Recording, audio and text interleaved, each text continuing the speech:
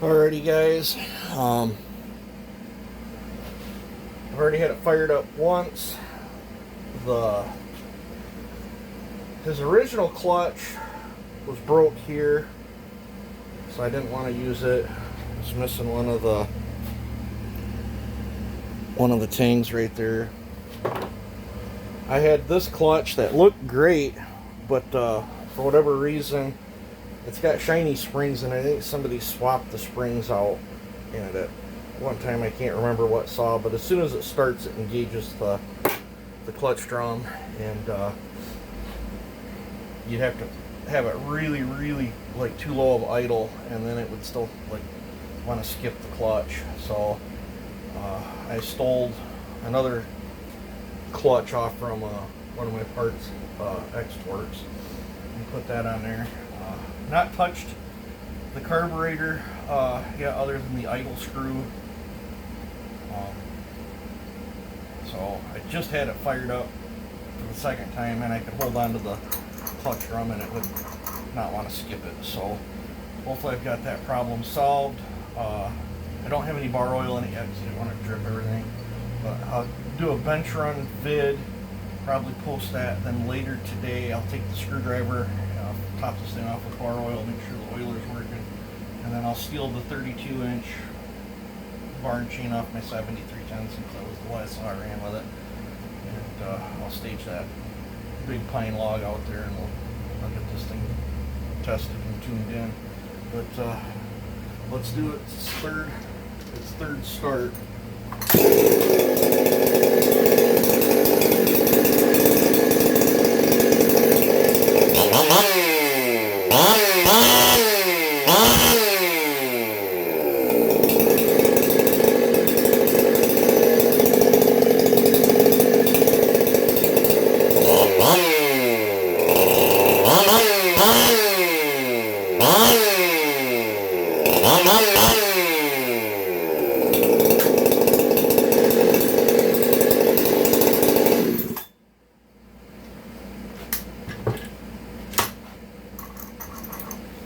Chain brake all works like it's supposed to.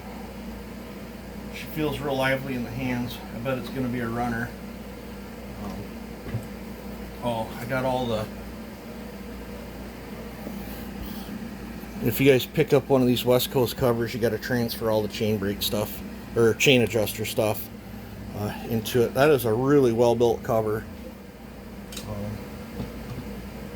So I'm not particularly fond of the three jobby doos.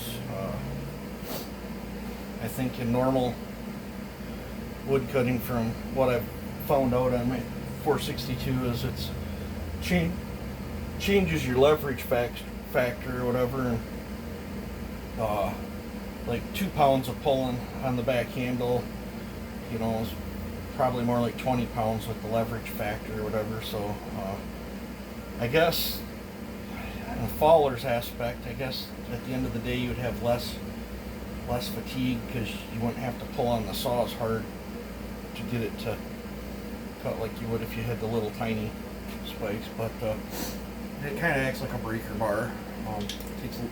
Takes a little bit time to get used to. So aftermarket stuff that's in this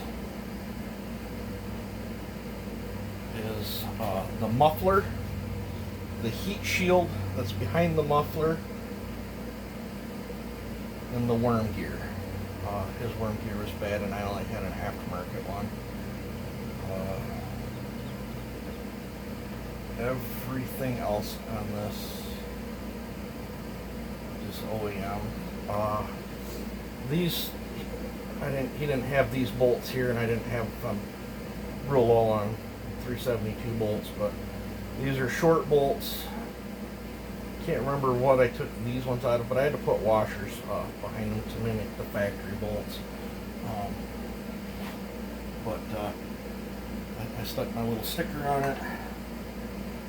I think it's that's a fine example of a 372 right there, and it feels pretty rowdy in the hands.